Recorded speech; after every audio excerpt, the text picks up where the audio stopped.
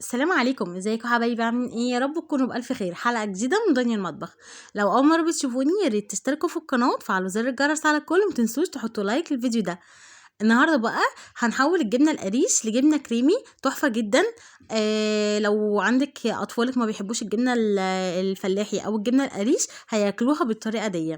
فان شاء الله الفيديو يعجبكم باذن الله. وفي اخر الفيديو هقول كلمتين مهمين جدا للوصفه دي. يا ريت تتابعوا الفيديو للاخر عشان تسمعوا الكلمتين دول.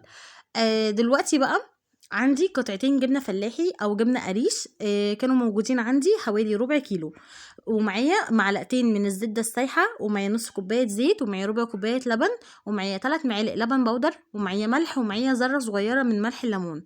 المكونات دي سهله جدا وبتديها طعم غني كده، وبتديها قوام كريمي جدا.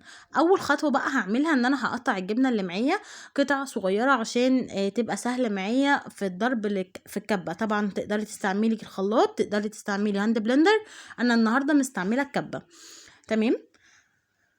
دلوقتي بقى هنزل كمية الجبنة اللي معايا، هي ربع كيلو 250 جرام، او ممكن قطعتين، يعني اي قطعتين عندك تكون مثلا محدش اكلهم عندك في التلاجة. في ناس يعني مش كل الناس بتحب الجبنة القريش دي، فممكن يكونوا موجودين عندك جبتيهم وما تاكلوش، تقدري تحوليهم بالطريقة اللي انا هعملها النهاردة دي. دلوقتي بقى حطيت ذرة ملح على طرف السكينة زي ما اوريكم كده، ودلوقتي ذرة او رشة يعني ما بين صوابعك كده من ملح الليمون، وحطيت اللبن بودر، وهحط كمان الزبدة، وكمان هحط الزيت، ويكون زيت نضيف، يعني يكون ريحته كويسة، زيت ذرة او عباد، عشان ما يبقاش ريحته جامدة قوي في الجبنة. تمام.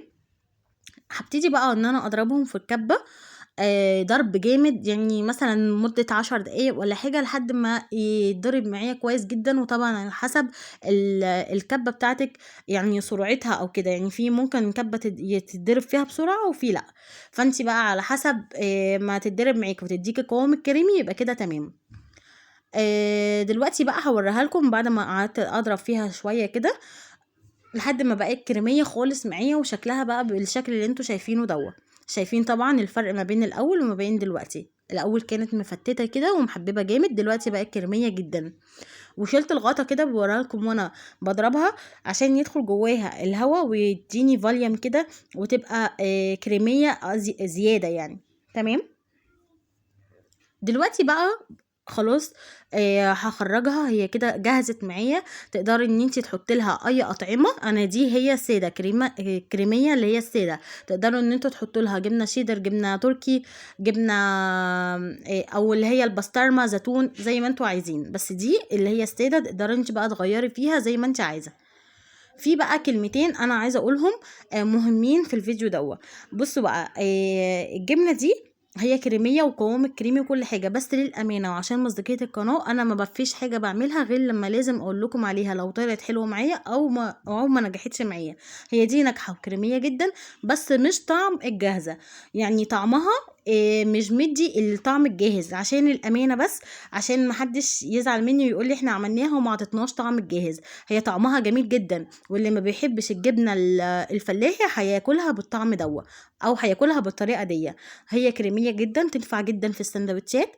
فانا بس حبيت اقول لكم الكلمه دي عشان يعني ايه ما تبقاش بكذب عليكم او بقدم لكم حاجه بضحك عليكم فيها. تمام. اتمنى بقى الفيديو يعجبكم واكون خفيف عليكم، ولو استفدتوا اي حاجه من الفيديو ما تنسونيش في اللايك والاشتراك في القناه لو اول مره بتشوفوني. واشوفكم على خير. باي باي.